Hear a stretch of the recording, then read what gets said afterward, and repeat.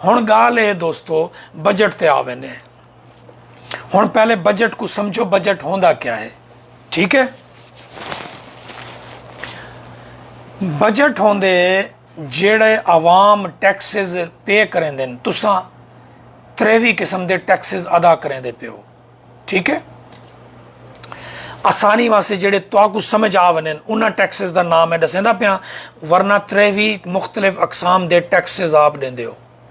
ठीक है जी भाईजान, टैक्सेस दे उत्ते property tax, sales tax, income tax, excise tax, अच्छा पेट्रोल ते टैक्स, टीवी ते टैक्स, बिजली ते टैक्स, ठीक है जी, सिगरेट ते टैक्स, कपड़ियां ते टैक्स। ठीक है जी, अच्छा ये मुख्तलिफ टैक्सेस तुसां देंदे हो। हुण गाल को समझाए जरा, ये टैक्सेस वन के पाकिस्तान के खजाने च जमा थींदे न। वल पूरी दुनिया का एक असूल है, जितने पैसे तुसां देंदे हो टैक्स की सूरत उहदे विचों 20% कट के, यानी कि 20%, चले उर्दू में भी कर देता हूँ साथ, जो सारा टैक्स आप देते हैं उसमें से 20 से 25% टैक्स जो है वो इंतज़ामिया के ऊपर खर्च होता है, पुलिस पे, डीसीओ पे, दूसरे अदारों पे। बाकी जो 70% या 75% टैक्स की रकम होती है वो वापस आवाम के ऊपर खर्च की जाती है। ये पूरी दुनिया का डेमोक्रेटिक सिस्टम में तरीक़ाकार है। ठीक है, अब आपको ये समझ आ गई।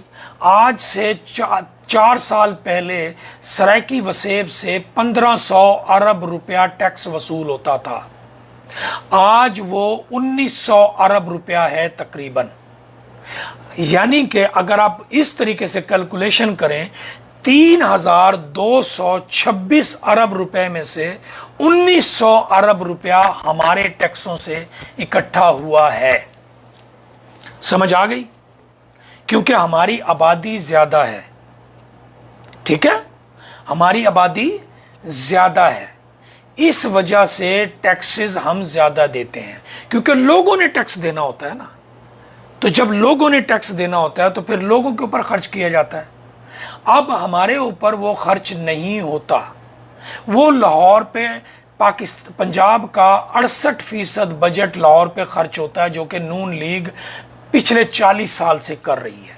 ठीक है, लाहौर पूरे इलाके को, पूरे पंजाब को लूट कर खा रहा है, और लाहौर के लोग इस पर आज तक आवाज नहीं उठाते।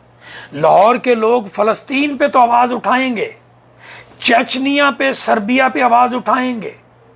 लाहौर के लोग सऊदी अरब में कोई मसला हो जाए आवाज उठाएंगे। लाहौर के लोग अफगानिस्तान के लिए आवाज उठाएंगे। लेकिन लाहौर के लोग क़यामत आ जाएगी सराइकी वसेब के लिए आवाज नहीं उठाएंगे। आपको यह समझ आ गई बात? अब इसकी पूरी तारीख है। रंजीत सिंह ने जब हमारे इलाके पर कब्जा किया, रंजीत सिंह ने हमारे इलाके पर जब कब्जा किया तो उससे पहले उसने 1818 से पहले 7 हमले किए। पहला जो हमला उसने किया था 1800 गालबन 3 में या 4 में, उसमें वो 75,000 रुपया जगह टैक्स लेकर वापस गया था। फिर 2 साल के बाद फिर आया, फिर 3 लाख लेके गया था। फिर 1 साल के बाद आया, 5 लाख लेकर गया था। 1816 में उसने 7 लाख, उस वक़्त का जो 700 अरब रुपए से भी ज़्यादा बनता है आज का, वो हमसे जग्गा टैक्स लिया था। ये रिवायत चली आ रही है, इसीलिए जहन में रखो 203 सालों से आप लोग तख्त लाहौर के पालने के लिए पैसे कमा रहे हो।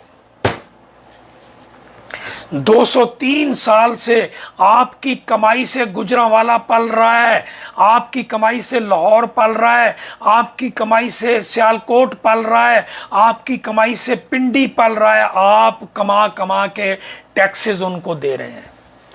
यह है वो असल सूरत हाल। सारे बजट पिछले 40 साल के उठा के देख लो, इसी तरह से हमारे साथ जुल्म हो रहा है।